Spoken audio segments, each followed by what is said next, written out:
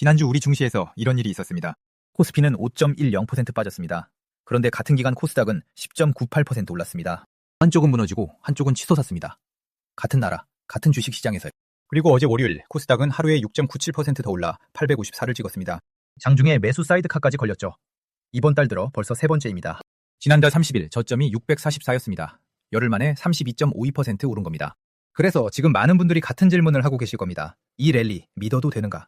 오늘은 이 질문에 답을 내보겠습니다.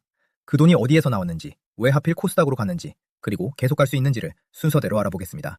먼저 코스닥으로 흘러든 돈의 출처부터 확인해야 합니다. 지난주 삼성전자는 7월 31일 종가 대비 12% 빠졌습니다. SK하이닉스는 17.2% 빠졌고요. 두 그룹의 시가총액에서 375조 원이 사라졌습니다. 불과 2주 전, 그러니까 7월 31일에 삼성전자가 하루에 26.81% 오르고 SK하이닉스가 상한가를 쳤던 그 시장입니다. 그때 저는 이 반등이 되찾은 게 아니라 되돌린 것이라고 말씀드렸는데 실제로 그 되돌림마저 다시 반납한 셈이 됐습니다. 지난주 월요일 저는 세 가지를 보자고 말씀드렸습니다.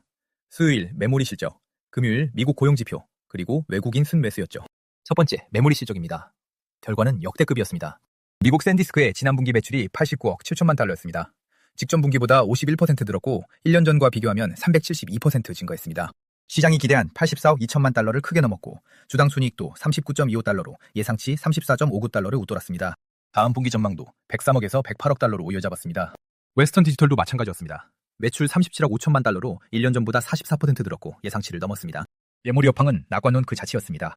실적이 이렇게 좋은데 반도체 주가는 왜 빠졌을까요? 시장이 본 건 지난 분기 숫자가 아니라 그 다음이었습니다. 이렇게 잘 팔리면 어떻게 될까요?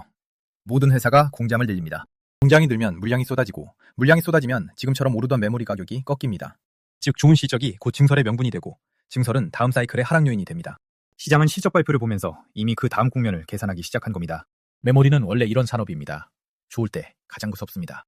공급이 늘어난다는 걱정이 이번에 유독 무거웠던 이유가 있습니다. 늘리는 쪽에 중국이 있기 때문입니다.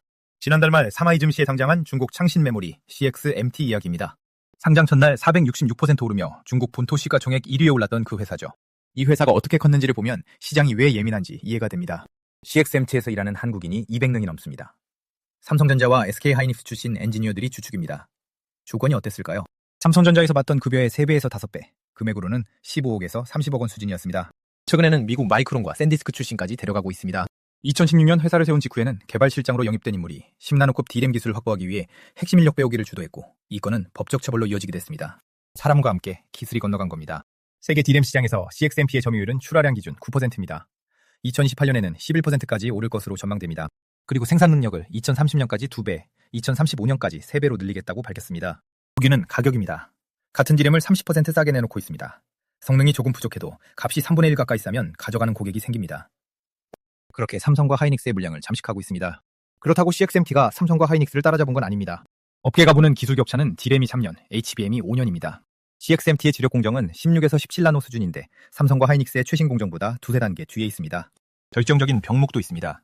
반도체 회로를 새기는 최신 EUV 노광 장비를 구하지 못하고 있다는 점입니다. 미국 주도의 수출 규제 때문이죠.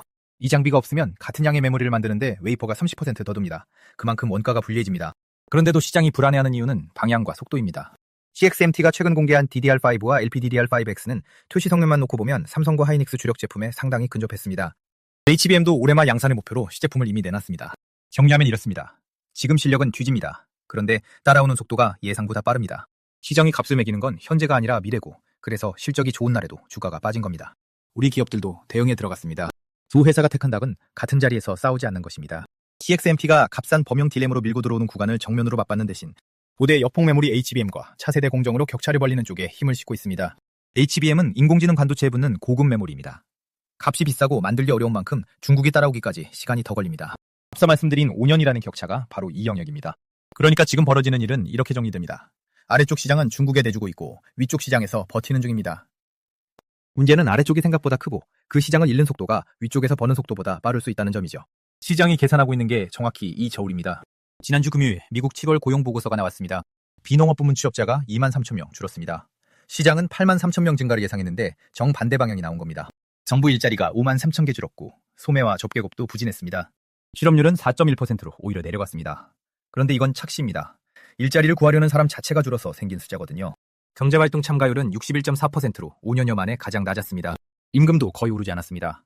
1년 전 대비 3.2% 상승에 그쳐 2021년 5월 이후 가장 낮았습니다. 경기가 식고 있다는 신호였고 대형 수출주에는 부담이었습니다. 지난주 코스피가 5.10% 빠지는 동안 코스닥은 10.98% 올랐습니다. 어제도 6.97% 올랐고요. 7월 30일 저점 644에서 어제 854까지 열흘 만에 32.52% 상승했습니다. 수급을 보면 더 분명해집니다. 어제 외국인은 코스피에서 1조 4,887억 원을 팔았습니다. 그런데 코스닥에서는 1,031억 원을 샀습니다. 기관도 코스닥에서 5,660억 원을 사들였고요. 사는 시장과 사는 시장이 갈린 겁니다. 무엇이 이 흐름을 만들었을까요? 세 가지가 맞물렸습니다. 지금 코스닥을 향한 정책이 줄줄이 대기하고 있습니다. 분기금 벤치마크에 코스닥이 반영되고 국민성장펀드 안에 코스닥 펀드가 새로 만들어집니다. 기업성장 집합투자기구, 줄여서 BDC라고 부르는 제도도 시행됐습니다. 그리고 다음 달에는 코스닥 프리미엄 지수가 나옵니다. 이 정책들의 공통점이 있습니다. 전부 코스닥에 돈이 들어올 통로를 넓히는 것들입니다. 특히 연기금 벤치마크 반영은 기관 자금이 규칙적으로 유입된다는 뜻이라 무게가 다릅니다. 기억하실 겁니다. 7월 말에 단위 종목 레버리지 상품 규제가 시행됐습니다. 기본 예탁금이 1천만 원에서 3천만 원으로 3배 올랐죠. 이 상품은 대부분 삼성전자와 SK하이닉스에 걸려 있었습니다. 문턱이 높아지자 그쪽으로 몰리던 자금의 효율이 떨어졌고 갈 곳을 잃은 돈이 상대적으로 값이 눌려있던 중소형 성장주로 방향을 틀었습니다. 시장 변동성을 잡으려고 만든 기재가 자금의 물기를 바꾼 겁니다. 정책이 의도하지 않은 결과를 만든 대표적인 사례로 남을 만합니다. 앞에 두 가지는 돈의 흐름 이야기입니다. 흐름만으로 오른 거라면 오래 못 갑니다. 그런데 실적이 받쳐주고 있습니다. 2분기 실적을 발표한 코스닥 상장사 가운데 증권가 전망치가 존재하는 59개 기업을 모아보니 합산 영업이익이 1년 전보다 34.09% 늘었습니다. 코스피 대형주가 흔들리는 동안 코스닥 기업들은 실제로 더 벌고 있었던 겁니다. 이건 수급이나 기대감이 아니라 숫자로 확인된 사실입니다. 어제 시장을 이끈 종목들을 봐도 그렇습니다. 제약과 바이오, 그리고 반도체, 소재, 부품, 장비였습니다. 알토제는 세계 최대 자산 운용사 블랙록이 지분을 늘렸다는 소식에 14.1% 올랐고 보르노이가 19.43%, 삼천당제약이 14.63% 상승했습니다. 그런데 왜 하필 바이오였을까요? 두 가지가 겹쳤습니다. 하나는 금리입니다. 바이오 기업은 대부분 지금 버는 돈보다 몇 년 뒤에 벌 돈으로 평가받습니다. 그래서 금리가 내려갈 것 같으면 가장 먼저 반응합니다. 지난주 미국 고용이 그렇게 나왔으니 금리 인하 쪽으로 무게가 실린 거죠. 다른 하나는 개별 재료입니다. 블랙록 같은 큰 손이 지분을 늘렸다는 소식은 그 종목 하나에 국한된 이야기입니다. 이런 재료로 오른 부분은 다음 주에도 같은 힘을 내지 못합니다. 이 구분을 해두셔야 합니다. 반도체 소재, 부품, 장비가 올랐다는 점도 눈에 띕니다.